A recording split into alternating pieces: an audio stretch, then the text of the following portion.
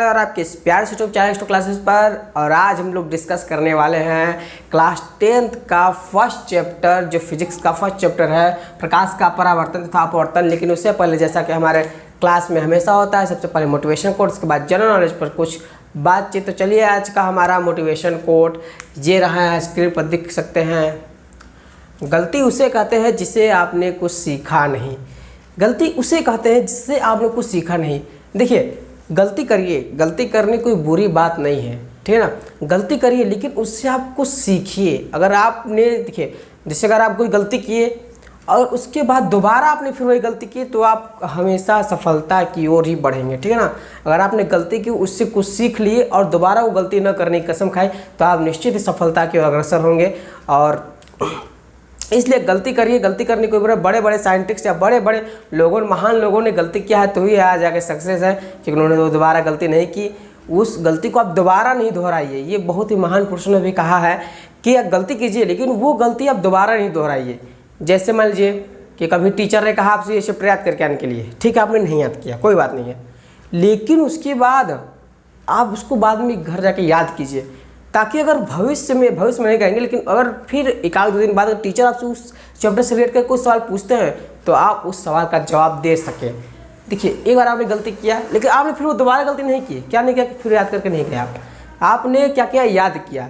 देखिए, इसलिए आप धीरे धीरे ऐसे ऐसे करके आप लोग अग्रसर होंगे सफलता की ओर। तो चलिए, आज का हमारा ये मोटिवेशन कोट रहा। और कल का हमारा जनरल का सवाल था कि विश्व की सबसे प्रसिद्ध धर्म पुस्तक कौन सी है, तो उसका नाम है ऋग्वेद। ऋग्वेद जो है वो विश्व की सबसे प्राचीन धर्म पुस्तक है।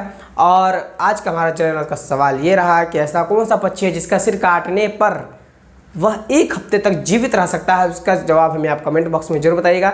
तो चलिए, आज का अपना लेक्चर स्टार्ट करते हैं। लेकिन सबसे पहले प्रकाश का परावर्तन तथा अपवर्तन, ठीक है। पहले हम लोग पढ़ेंगे प्रकाश का परावर्तन के बारे में, उसके बाद आ जाएंगे अपवर्तन के बारे में। लेकिन उससे पहले हम लोग पढ़ेंगे किसके बारे में, प्रकाश के बारे में। प्रकाश आखिर ये है क्या? अंग्रेजी में बोला ना, लाइट। ये क्या है लाइट? इसका क्या महत्व है? इसका महत्व हम आपको अभी बताते हैं। थोड़ा सा वेट, जस्ट कीजिए, थोड़ा सा वेट, इसका महत्व बताते हैं।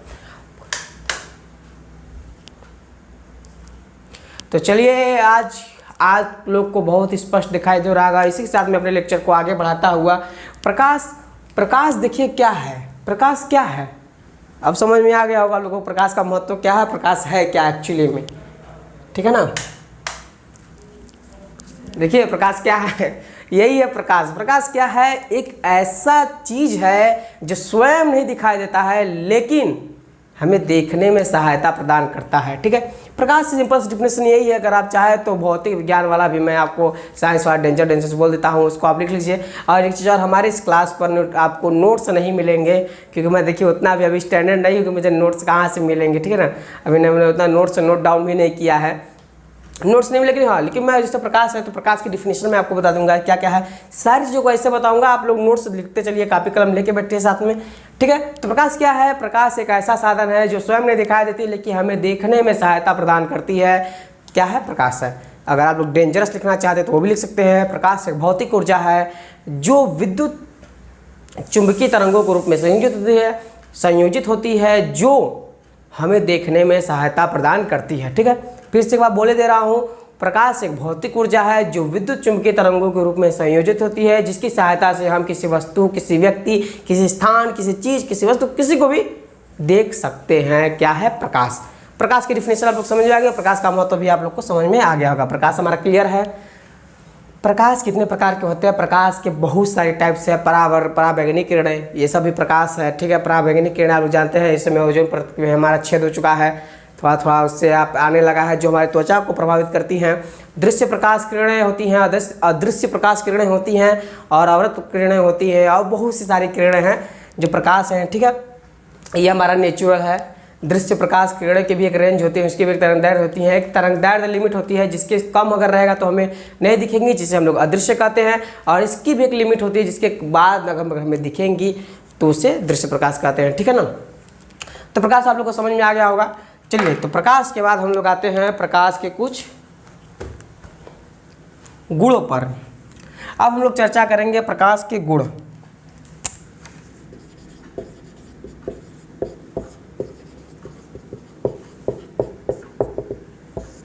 प्रकाश के क्या क्या गुण हैं? सबसे पहला गुण क्या है कि प्रकाश किरणें, आप लोग लिखते चलिए, मैं लिखे दे रहा हूँ सब चीज़, थोड़ा सा राइटिंग गड़बड़ हो तो आप लोग थोड़ा समझौता करिएगा। प्रकाश किरणें कभी भी एक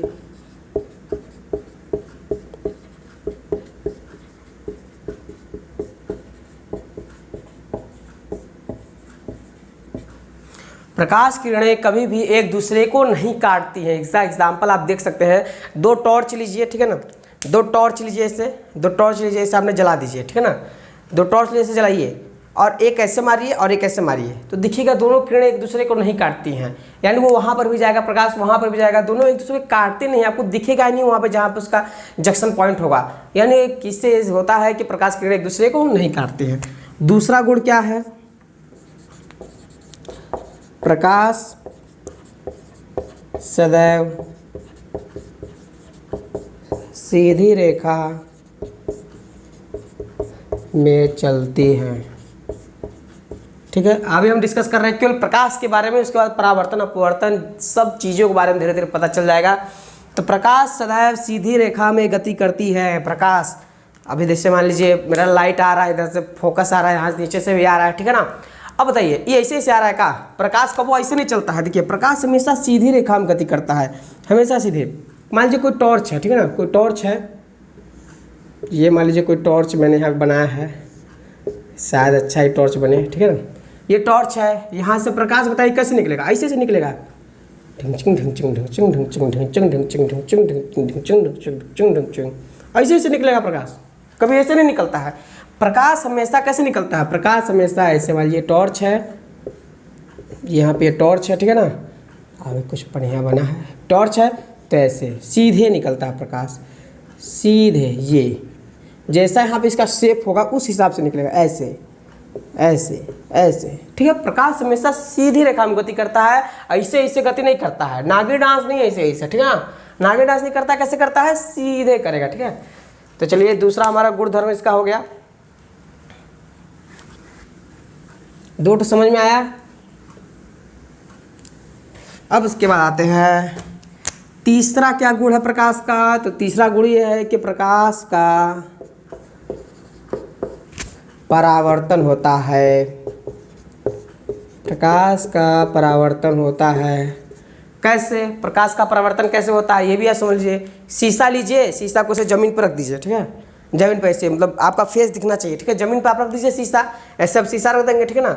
शीशा रखने के बाद उस पर आप ऐसे टॉर्च मारिएगा, ऐसे तिरछा होकर ऐसे टॉर्च मारिएगा, तो देखिएगा रिफ्लेक्ट हुआ कहीं ना कहीं, वॉल घर में है तो दीवार पर आपका वहाँ पर बन जाएगा। लेकिन आपने तो लाइट यहाँ नीचे मारा, ठीक है ना। जैसे मान लीजिए अगर ऐसी कोई शीशा है,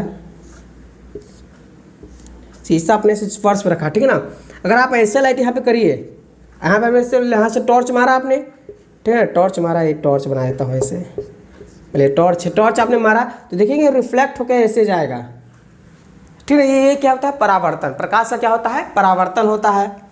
ये समझ में आया। अब चलिए नेक्स्ट है दूसरा, चौथा है प्रकाश का, ये सब गुण है इसके, प्रकाश का अपवर्तन होता है, रिफ्रैक्शन, प्रकाश का अपवर्तन होता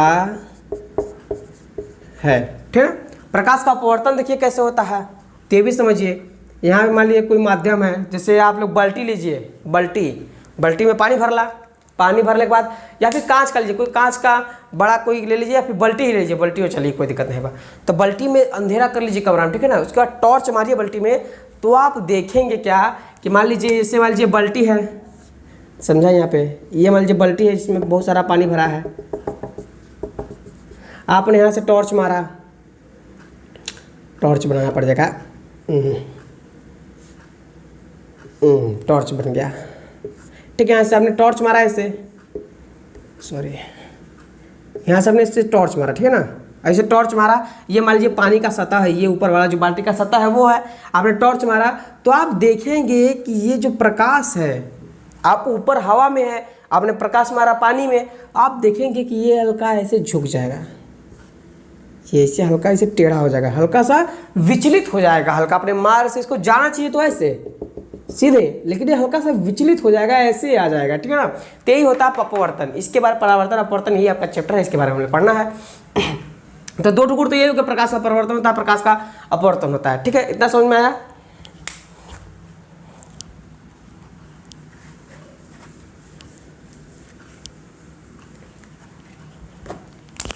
का चौथा था, पांचवा चलिए है प्रकाश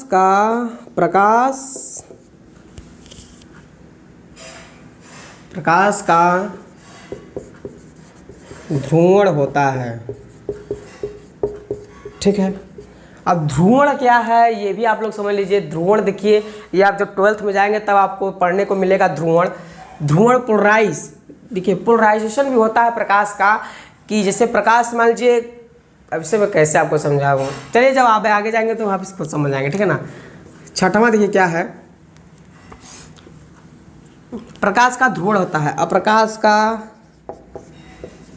व्यतिकरण भी होता है, संपोषी व्यतिकरण, विनाशी व्यतिकरण भी है, सब 12th की है, ठीक है ना। इसके लिए क्या आप लिख लीजिए, प्रकाश का व्यतिकरण होता है। सातवां लिख लीजिए, प्रकाश का विवर्तन होता है।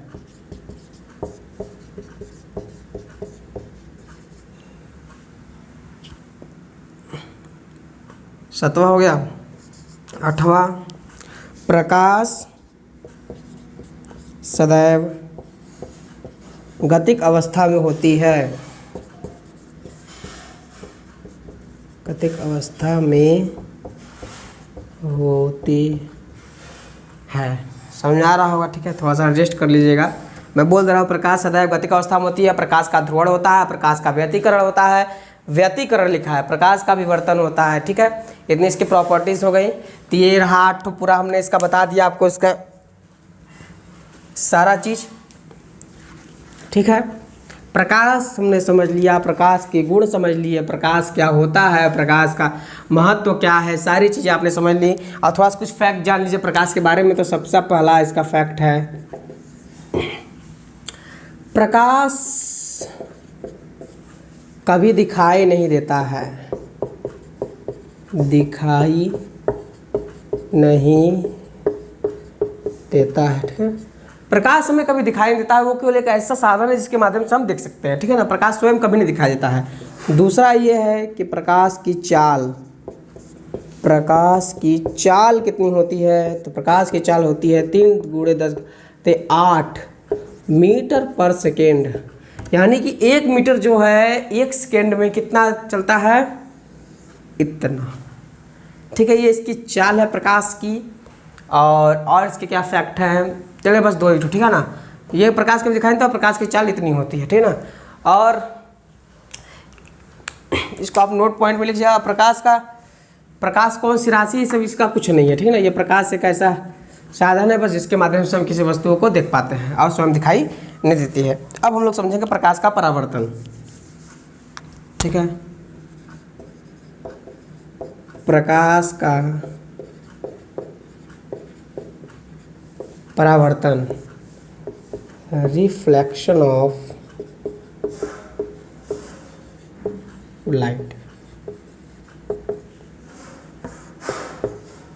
प्रकाश का परावर्तन क्या है, मैंने आपको अभी तुरंत बताया था कि आप एक शीशा ले लीजिए और शीशा को से नीचे रख दा, ठीक है। और पैसे नीचे टेढ़ा के लाइट मारा, देखा लाइट तुरंत दीवार बढ़ जाएगा। यही इसका प्रकाश का परावर्तन है। इससे बता देना कि सब चीज़ों को पीछे साइंस है, ठीक है ना।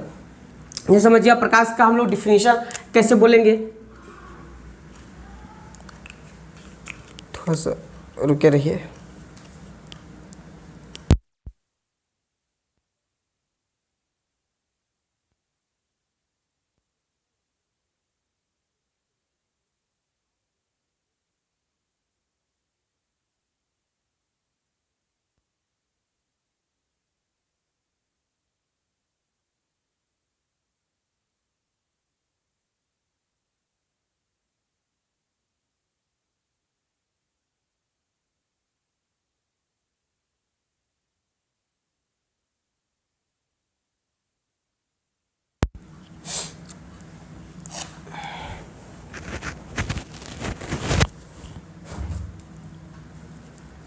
तो चलिए कहा तो हम लोग प्रकाश का परावर्तन। प्रकाश का परावर्तन देखिए क्या है, इसको मैंने पहले डायग्राम बनाया था तो हम लोग समझ में अच्छे से आएगा।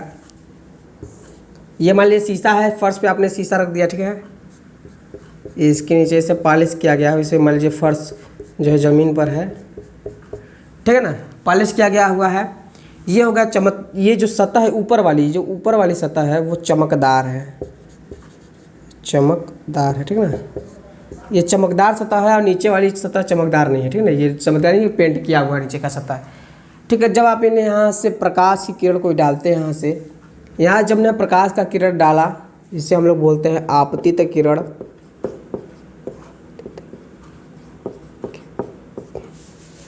तो ये यहाँ से ऐसे रिफ्लेक्ट हो जाती है, ये ऐसे चली जाती है, ठीक है। इसे हम लोग बोलते हैं परावर्तित किरण,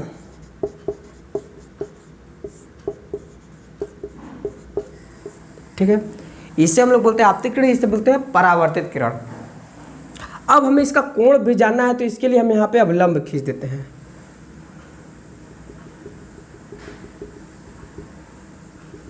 तो सेंटर में नहीं है, रुक रही है,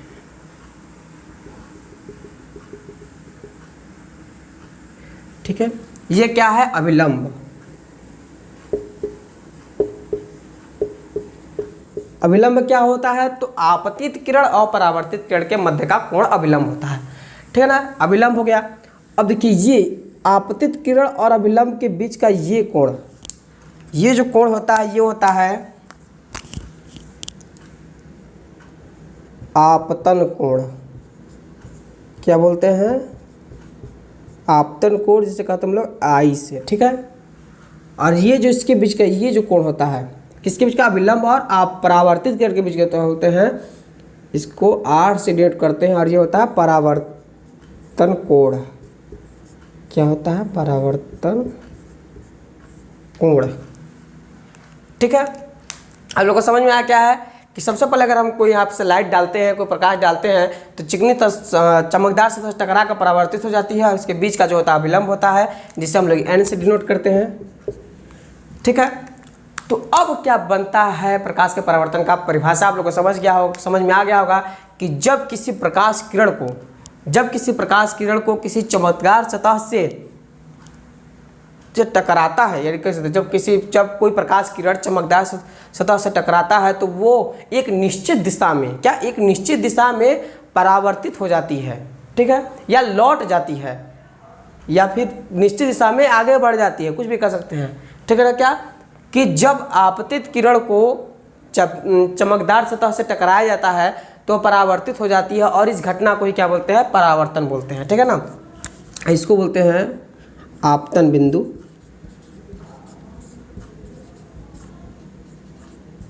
ठीक है, आपतन बिंदु।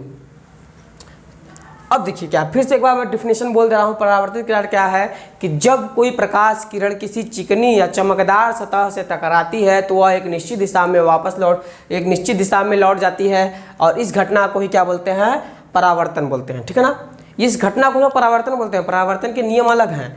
तो परावर्तन समझ में आ गया, ये आपतन कोण है जिसे हम लोग आई बोलते हैं। परावर्तन कोण है किसके, अभिलंब और परावर्तित किरण के बीच का कोण, ये क्या है, परावर्तन कोण, जिसे आर से नोट करते हैं। और आपतित किरण और अभिलंब के बीच का कोण क्या होता है, आपतन कोण, जैसे आई, ठीक है, जैसे आई से डिनोट करते हैं। ये चमकदार सतह है, शीशा लीजिए ना, चमकदार सतह का शीशा है। एग्जाम्पल मैं आपको बता ही रहा हूँ कि शीशा है, शीशा इसे जमीन पर रखिए और इसे टेढ़ा लाइट मारिए, देखिए इसे चला जाएगा। इसके बीच में एक अभिलंब इसे माना जाता है, ये एक अभिलंब ये मान लिया गया है। ये अभिलंब ऐसा नहीं जाएगा ऊपर, एक ऊपर हो नहीं जाएगा, ठीक है ना। ये समझ में आया इतना। अब इसके दो नियम हैं, ठीक है, मैं दो नियम, परावर्तन के नियम, परावर्तन के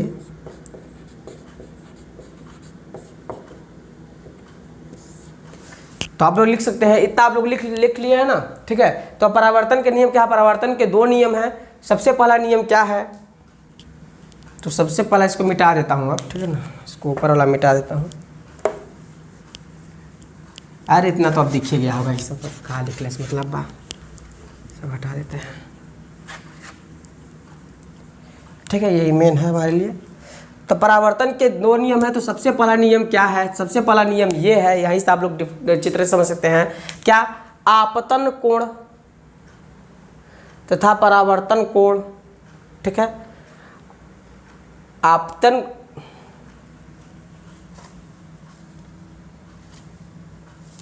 इसको भी करना पड़ेगा।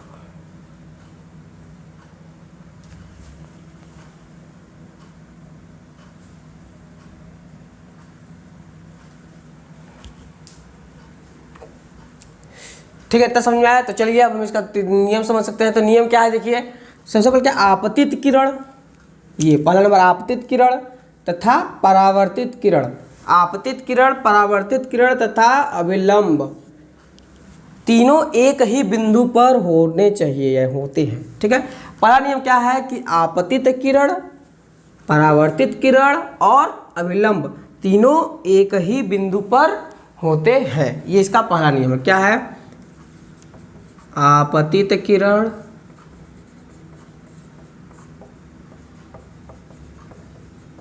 परावर्तित किरण तथा अभिलंब तीनों तल के एक ही बिंदु पर होते हैं।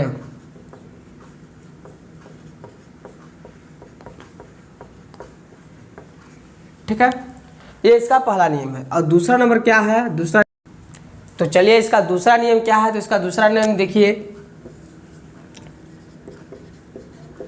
आपतन कोण आई क्या होता है, सदैव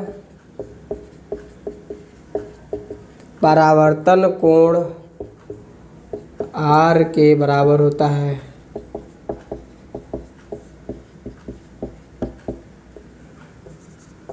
ठीक है, क्या है, आपतन कोण आई सदैव परावर्तन कोण आर के बराबर होता है। यानी जो कोण होता है, ये कोण सदैव इस कोण के बराबर होगा।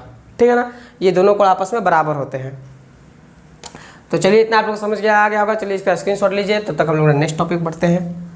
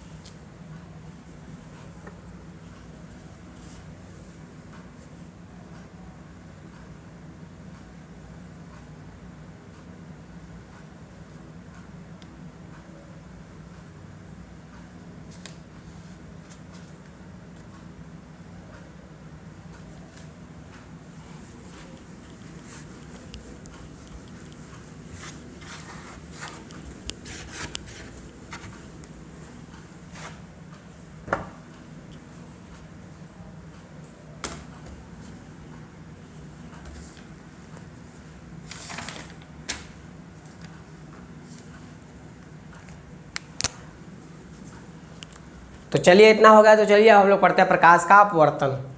ठीक है,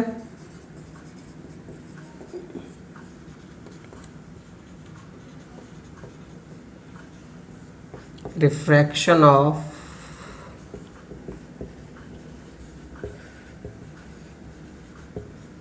लाइट। ठीक है, रिफ्रैक्शन ऑफ लाइट, प्रकाश का अपवर्तन देखिए क्या होता है। इसका डिफिनेशन ये है कि जब प्रकाश की किरण एक माध्यम से दूसरे माध्यम में जाती है तो अपने मार्ग से विचलित हो जाती है।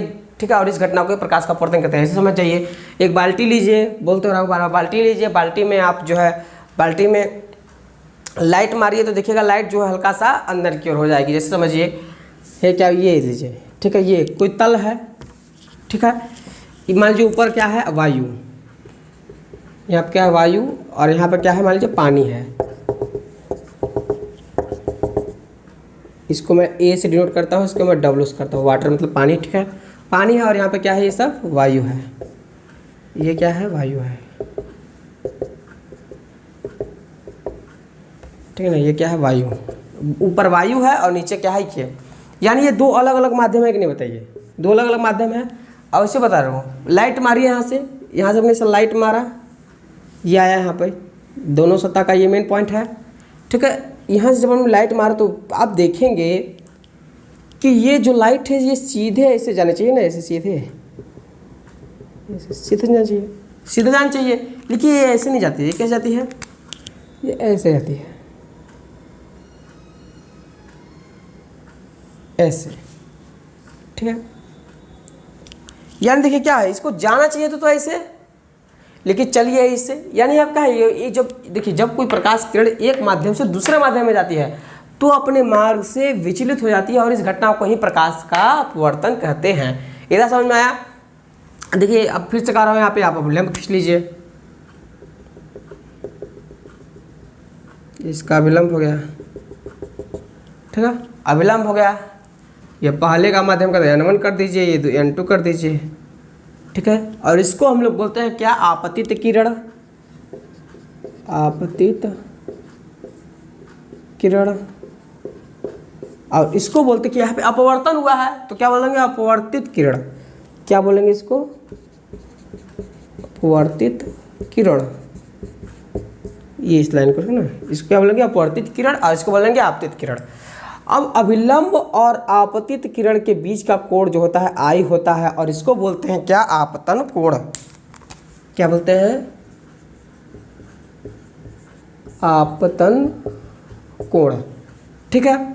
और अपवर्तित किरण और अभिलंब के बीच का ये जो कोण होता है, इसको 8 से नोट करते हैं, इसको बोलते हैं अपवर्तन कोण, अपवर्तन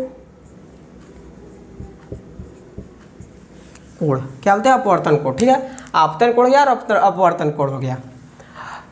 समझ में आया। एक बार डिफिनेशन फिर बोल दे रहा हूँ मैं से, क्या है कि जब कोई प्रकाश की किरण एक माध्यम से दूसरे माध्यम में जाती है तो वह अपने मार्ग से विचलित हो जाती है, यानी हट जाती है, थोड़ा झुक जाएगी या बाहर चल जाएगी, ठीक है ना। और एक चीज़ और समझिए इसमें, और इसे क्या कहते हैं, अपवर्तन, प्रकाश का अपवर्तन कहते हैं। ये देखिए ये कौन सा माध्यम, देखिए माध्यम में दो प्रकार का होता है, सघन और विरल। ये माध्यम कौन सा है, विरल माध्यम है, और ये कौन सा है, सघन माध्यम है, ठीक है। अब कैसे पता चला सर जी, भैया ये जो विरल माध्यम है, सघन माध्यम, विरल जो है हल्का खाली खाली रहेगा, देखिए वायु है तो खाली हल्का है कि नहीं, और जो सघन माध्यम होगा उसकी अपेक्षा हल्का भारी होगा। बताइए पानी है हल्का सा लगा, सघन जिसका घनत्व ज़्यादा हो, सघन है कि नहीं बताइए, ठीक है। अब ऐसे बताइए आप, ग्लास है, ठीक है, ग्लास और पानी में कौन सा सघन और कौन सा विरल है, या फिर ऐसे छोड़िए, ग्लास और वायु में बताइए, ठीक है। इसका जवाब हमें कमेंट बॉक्स में आप जरूर बताइएगा, ठीक है। तो चलिए सघन और विरल माध्यम, अरे और समझिएगा, नोट करके आप लोग लिख लीजिएगा, मैं बोल रहा हूँ लिखूंगा नहीं। क्या, जब प्रकाश की किरण विरल माध्यम से सघन माध्यम में जाती है, क्या, जब विरल से किसमें जाती है, सघन में, तो क्या होता है, अभिलंब की ओर झुकती है। क्या होता है, अभिलंब की ओर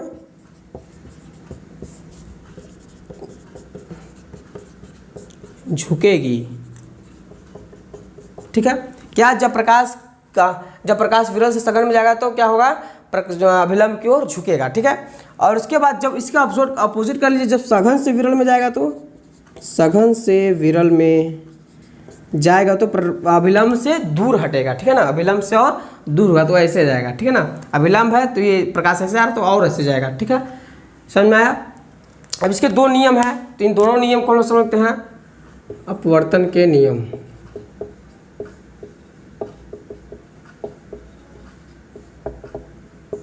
तो सबसे पहले इसका नियम ये है, प्रकाश के अपवर्तन का नियम ये है, क्या, वही नियम है, आपतित किरण, अपवर्तित किरण, ठीक है, तथा अभिलंब तीनों तल के एक ही बिंदु पर होते हैं। आप लोग लिख लीजिए, मैं बोल दे रहा हूँ, क्या, आपतित किरण, अपवर्तित किरण तथा अभिलंब, ये अभिलंब है n, ये अभिलंब है, ये विरल माध्यम का अभिलंब है, और ये भी अभिलंब है, देखिए ये भी अभिलंब है, ये सघन माध्यम का अभिलंब है, ठीक है ना। तो देखिए क्या पहले बोला, आपतित किरण, अपवर्तित किरण तथा अभिलंब तीनों एक ही तल के एक ही बिंदु पर होते हैं, पहला नियम हो गया। और दूसरा नियम मैं बता रहा हूँ, दूसरा नियम आप समझ लीजिएगा इसको, ठीक है। दूसरा नियम मैं लिख दे रहा हूँ, किन्हीं दो माध्यमों के लिए, लिखते चलिए मेरे साथ, किन्हीं दो माध्यमों के, थोड़ा सा राइटिंग मेरी सही नहीं है, के लिए, किन्हीं दो माध्यमों के लिए एक ही रंग के प्रकाश के लिए क्या है, आपतन कोण की ज्या यानी कि आई और अपवर्तन कोण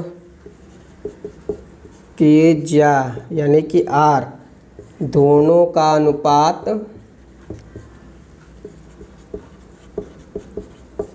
एक नियतांक होता है। ठीक है, क्या मैंने बोला कि किन्हीं दो माध्यमों के लिए, दो माध्यम वायु है और पानी है, किन्हीं दो माध्यमों के लिए एक ही रंग का प्रकाश होना चाहिए, चाहे पीला, हरा, नीला, काला, नीला, पीला जो भी हो, एक ही रंग का प्रकाश होना चाहिए, के लिए आपतन कोण की ज्या मतलब साइन है, ठीक है ना, साइन को ही बोलते हैं ज्या। इसको मैं ऐसे फॉर्मेट में लिख दे रहा हूँ, तो क्या होता है, साइन आई बटे साइन आर, ठीक, इज इक्वल्स टू नियतांक, कांस्टेंट, इसकी वैल्यू हमेशा कांस्टेंट होती है, ठीक है ना। और इससे स्नेल का भी नियम कहते हैं, किसका नियम कहते हैं, स्नेल का।